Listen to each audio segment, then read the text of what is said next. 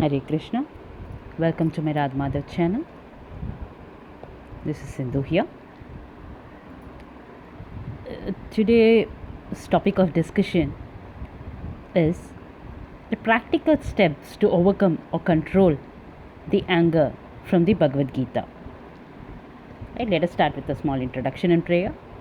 Nama Om Vishnu Padhaya Krishna Preshtaya Bhutale Srimate Bhakti Vedanta Swami Namine Namaste Saraswati Devi Gauravan Pracharine Nirvisesha Shunyavadi Paschatya Deshatarine.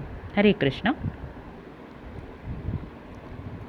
We all know that getting angry is not at all good in life, right? But all of us get angry at some point of time in our life. Why? At times our mind gets violent and anger is expressed in our nature. In a state of anger, we hurt our near and dear ones by speaking angry words. When anger gets out of control and turns destructive, it can lead to problems for oneself as well as for others also, right? The state of anger, we are all at the mercy of unpredictable and powerful emotion, which, if not controlled by us, does harm only to our lives. Right? If anger is not controlled, it can lead to physiological as well as psychological problems in our life. Now, how can we control this anger? Right? Basically, to control anger is to first control and calm your mind. If your mind remains in a state of calm, then no negative emotions can arouse in it. To be peaceful at mind, the easiest way is that we let our mind delve inside our own inner nature, rather than hankering after outside worldly objects, right? Like do some meditation. As in meditation, the mind becomes very peaceful. If mind continuously runs after worldly things outside, then it gets disturbed and the thing of that desire is not attained, right? So when the mind gets disturbed in this way, then anger arouses in the mind and it leads to negative consequences only.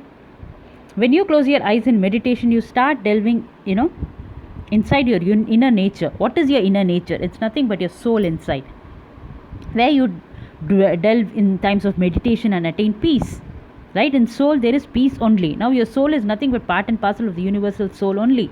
Universal soul is nothing but the Supreme Lord only, who is the ultimate peace, right? So I have come up with a beautiful story about this, how you can tackle this anger very well. There was once a little boy who had a very bad temper. His father gave him a bag of nails and told him that every time he lost his temper, he must hammer a nail into the back of the fence. Okay, the first day the boy had driven 37 nails into the fence. Over the next few weeks, as he learned to control his anger, the number of nails hammered daily gradually dwindled down. He discovered that it was easier to hold his temper than to drive those nails into the fence. Finally, the day came when the boy didn't lose his temper at all. He told his father about it, and the father suggested that the boy now pull out one nail for each day that he was able to hold his temper. Right? The days passed, and the young boy was finally able to tell his father that all the nails were gone. Then the father took his son by the hand and led him to the fence. He said, "You have done well, my son, but look at the holes in the fence. Right? The fence will never be the same. When you say things in anger, they leave a scar like this one. Right? Hope you understood this. You can put a knife in a man and draw it out. It won't matter how many times you say, 'I'm sorry.' The wound is still there, right? A verbal wound is as bad as a physical one, right?" He's given an analogy of a nails, right? Of the little boy. The father tells him, first, whenever you're angry, just put one nail. And then as and when his anger reduces, now he says, whenever you are away from anger, right? Whenever you didn't lose your temper, you just take. Then he wanted to make him clear that once the anger comes, it leaves the scar, right? It won't go away. That is the analogy. That's why the story has been brought up here, right? So now let us see few verses from the Gita, right, which explains why we should avoid anger in the first place, right? So first, chapter 16, we will see verse 21, what Lord Krishna says. Trividam narakash edam dwaram nashanam atmanah kama krodhastata lobas tasmat etatrayam tyajet. Right? Shri Krishna said, "Oh Arjuna, there are three gates leading to the hell: lust, anger, and greed. Every sane man should give these up, for they lead to the degradation of the soul." Right? Let's see the next verse, chapter 2, verse 62. Right? Dhyayato vishayan pumsah sangasteshupajayate sangat sanjayate kamah kamat krodha bijayate. Shri Krishna said, "O Arjuna, one develops attachment for the sense objects by thinking about the sense objects. Desire for sense objects comes from attachment to them, and anger comes from that unfulfilled desires." Right? The next verse, Krishna talks in chapter 2, verse 63. Krodhat bhavati sammoha, sammohat smriti vibramah, smriti bramshat buddhi nasho, buddhi nashat pranashyati. Right? Lord Krishna is saying, "O Arjuna, delusion or wild idea arises from anger. The mind is bewildered by delusion. Reasoning is destroyed when the mind is bewildered. One falls down from the right path when reasoning is destroyed." Right? The next verse, chapter 5, verse 26. Krishna says, "Kama krodha vimuktanam yatinam yatachetasam abhito brahma nirvanam vartate viditatmanam." Right? Shri Krishna said, "O Arjuna, those who are free from anger and all material desires, who are self-realized, self-disciplined, and constantly endeavoring for perfection, are assured of liberation in the very near future." Right? The next verse, Krishna talks in chapter 16, verse 4. Dhampho darpa bimanascha krodha parushyam evacha ajnanam chabhijatasya partha sampada ashurim. Right? Shri Krishna is saying, "O Arjuna, pride, arrogance, conceit, anger, harshness, and ignorance, these qualities belong to those people of demoniac nature only." Right? So these are the verses what Krishna has talked about. Specifically, I have picked up few verses. Right? So let's not be angry in our nature, and let's not, hurt our near and dear ones by our angry nature. Hope this helped you. Right?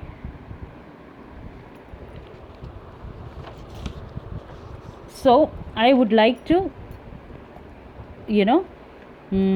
conclude today's topic by saying that, so let's not be angry, as I already told. Right? So I will just read out a small article for you, why we shout in anger.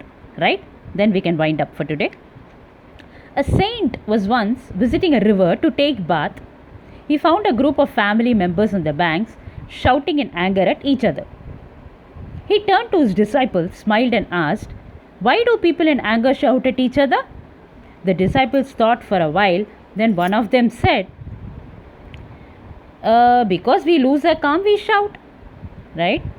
But why should we shout when the other person is just next to you? You can as well tell him when you have to say in a soft manner. Ask the saint.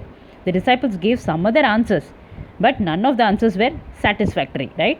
Finally, the saint explained, I will tell you now, listen carefully.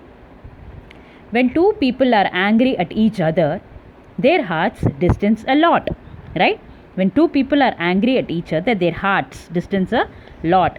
To cover that distance, right, they must shout to be able to hear each other. Right? So the angrier they are, the stronger they will have to shout to hear each other, to cover that great distance. Right? So now imagine, now what happens when two people fall in love. Right? This we saw when two people are angry at each other, their hearts are at distance, so they shout because they cannot hear. When two people are in love, what happens? They don't shout at each other, but they talk softly. Right? Because their hearts are very, very close. The distance between them is either non-existent or very small. Right? The saint continued, when they love each other even more, then what happens?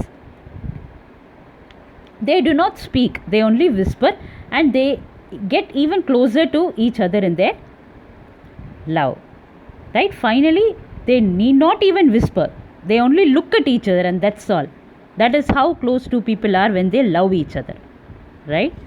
So see the power of love. Right? He looked at his disciples and said, "So when you argue, do not let your hearts get distant." Right? Do not say words that distance each other more, or else there will come a day when the distance is so great that you will not find the path to return. Right? So, my dear friends and devotees,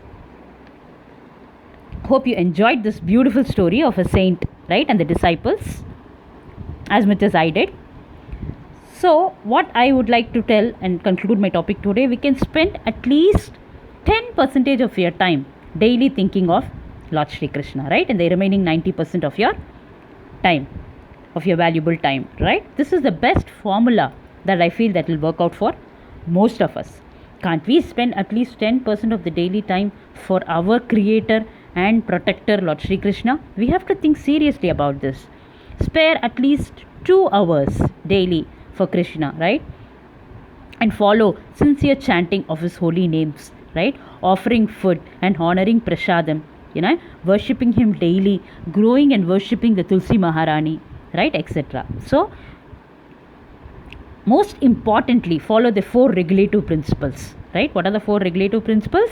No meat eating, no gambling, no intoxication, and no illicit sex, right?